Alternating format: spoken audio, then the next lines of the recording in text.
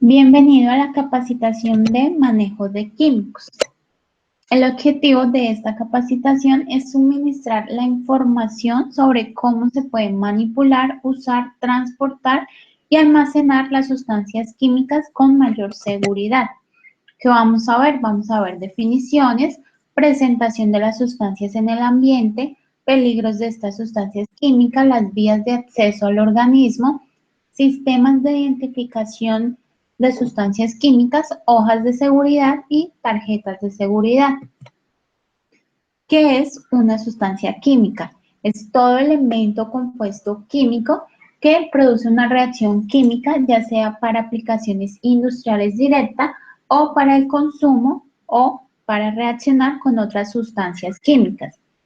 La mercancía peligrosa se considera todo aquel material perjudicial que durante la fabricación, manejo, transporte, almacenamiento o uso nos va a generar o desprender polvos, gases, líquidos, vapores, todas estas cosas que de alguna u otra naturaleza son peligrosas, generan radiaciones ionizantes en cantidades que pueden afectar la salud de las personas, animales y vegetación. ¿Qué es el riesgo? El riesgo es la probabilidad de que un evento sea potencialmente capaz de causar daño y generar pérdidas. Es la probabilidad de que una sustancia acabe ocasionando daños en unas determinadas condiciones de trabajo o usos. El peligro es la fuente con potencial de daño en términos de lesión o enfermedades, daños ya sea a la propiedad, al ambiente de trabajo o una combinación de ambos. Es una propiedad característica de una sustancia que puede definitivamente ocasionar daños. Las sustancias en el ambiente se clasifican, se toman en cuenta de acuerdo a las formas como regularmente se presentan. Pueden ser gaseosas en forma de vapor, líquidas, sólidas o en forma de aerosoles, como el polvo, el humo o la niebla. Las sustancias, los peligros de las sustancias químicas se clasifican según una sustancia química es peligrosa, o una sustancia es peligrosa, según su corrosividad, si es reactiva, si es radioactiva, si tiene riesgo de explosividad, si es tóxica, si es inflamable o ecotóxica. ¿Qué es la corrosividad? Es la capacidad de una sustancia que por acción química ataca y produce daños irreversibles a la superficie con la que entra en contacto. La reactividad es la propiedad de un producto que en estado puro o mientras es producido se descompone o se vuelve autorreactivo bajo condiciones normales a presión, de presión o temperatura también. La explosividad es la capacidad de la sustancia por la cual pueden por sí misma emitir, mediante reacción química, un gas a temperatura, presión y velocidad, tales que se hace susceptible de provocar daños. No es necesario que entre en contacto con otro agente, sino que por sí sola ya es explosiva. La inflamabilidad es la facilidad con la cual una sustancia se va a encender causando fuego. La radioactividad es la propiedad de ciertas sustancias de producir radiaciones o ondas calóricas susceptibles de causar lesiones o deterioro en los tejidos orgánicos, a la salud o el ambiente.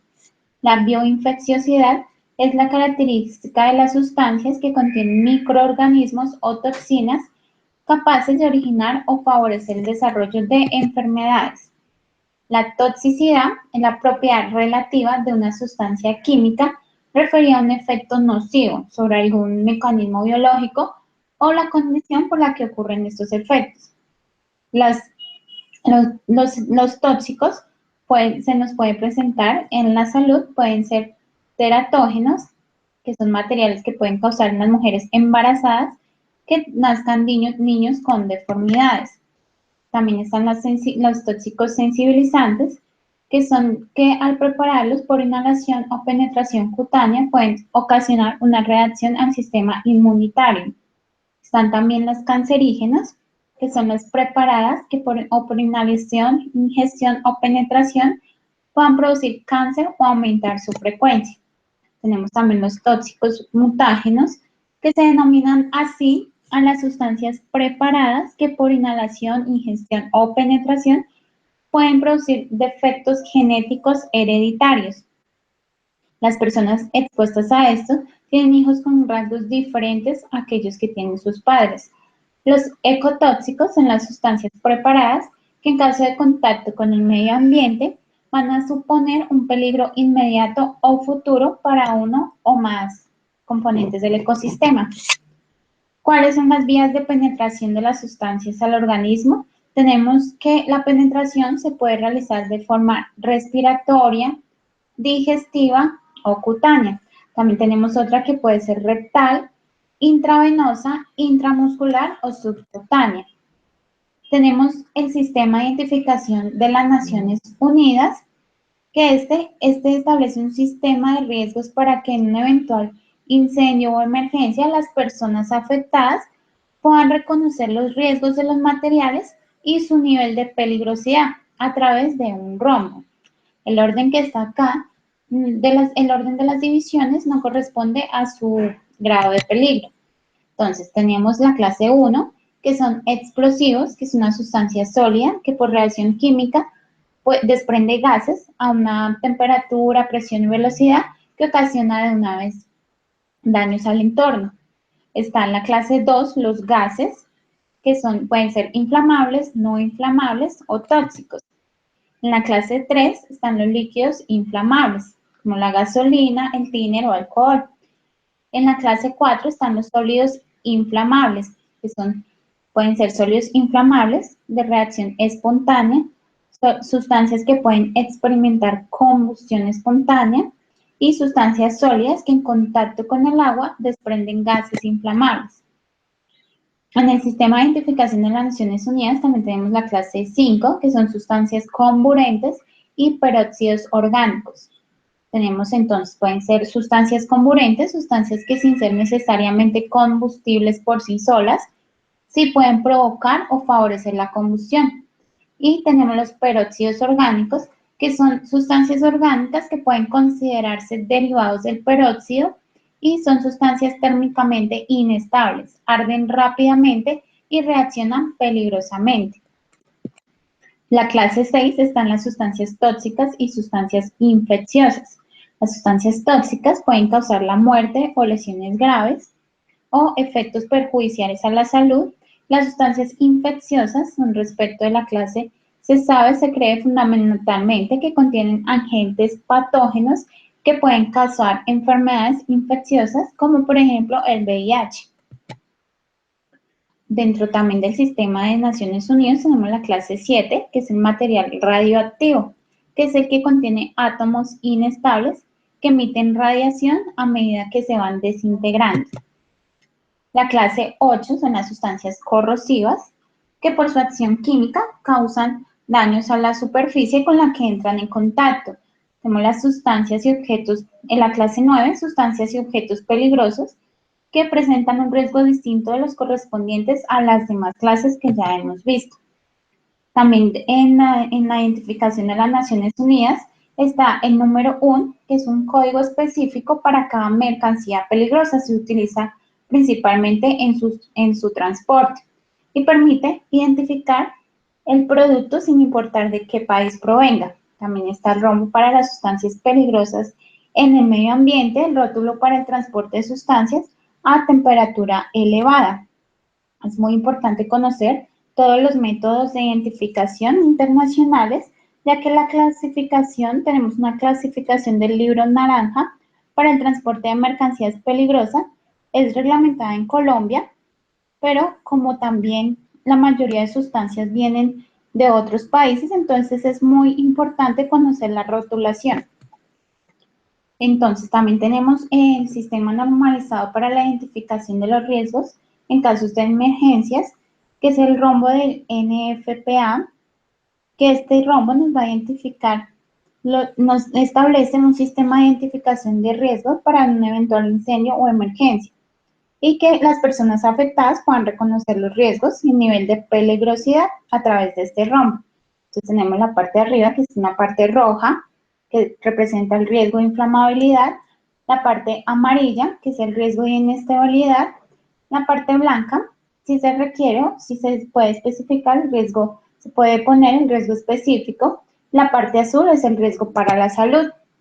Entonces lo clasificamos de 0 a 4. Como vemos, riesgo de inflamabilidad, 0 es que no arde, el 1 es un combustible que sí calienta, y su temperatura, el 2 combustible inferior a 200 grados Fahrenheit, el 3 es inflamable y el 4 ya es el más alto, extremadamente inflamable. Tenemos la parte amarilla, riesgo de inestabilidad, de 0 a 4 también. En la parte blanca podemos colocar exactamente el riesgo y en la parte azul está el riesgo para la salud, de 0 a 4, siendo 4 el riesgo más alto, que es fatal para la salud. Tenemos también el sistema de identificación de materiales peligrosos y se desarrolló para informar a los trabajadores sobre los peligros de las sustancias químicas y los elementos de protección que se debían manejar. Este método se utiliza principalmente en Europa, pero es muy importante conocerlo. Entonces, lo que nos dice, nos va a mostrar primero riesgos para la salud, clasificándolos de 0 a 4, que puede ser severo, serio, moderado, ligero, mínimo. El peligro físico, en la parte de abajo nos va a poder identificar el tipo de elemento de protección personal que se debe usar. En la parte roja, el riesgo de inflamabilidad. En cuanto al riesgo para la salud, se pueden colocar solo si hay efecto crónico a la salud. Si es necesario, se colocan los pictogramas, como los vemos en la imagen, que puede ser de la piel, riñones, pulmones, reproductivo para los ojos, al sistema nervioso, riesgos a la sangre o al hígado. Y en el peligro físico tenemos también los iconos, que pueden ser el peróxido, que puede ser inflamable, a presión, que puede ser explosivo, entre los que se encuentran ahí. Tenemos también para la parte de los elementos de protección personal, se clasifican de 0 a 4. Los elementos de equipo de protección personal va a ir acompañado de la imagen y de una letra. Entonces ahí nos va a indicar si en la letra A solamente se utilizan gafas, la letra B gafas más guantes, en la C gafas más guantes más un overol, y así sucesivamente nos va a ir mostrando todo el índice de protección personal que debemos manejar. Tenemos también el sistema de identificación de la UE, que este sistema de identificación de peligros se utiliza principalmente en el almacenamiento de productos químicos dentro de laboratorios o bodegas para el etiquetado de frascos o contenedores.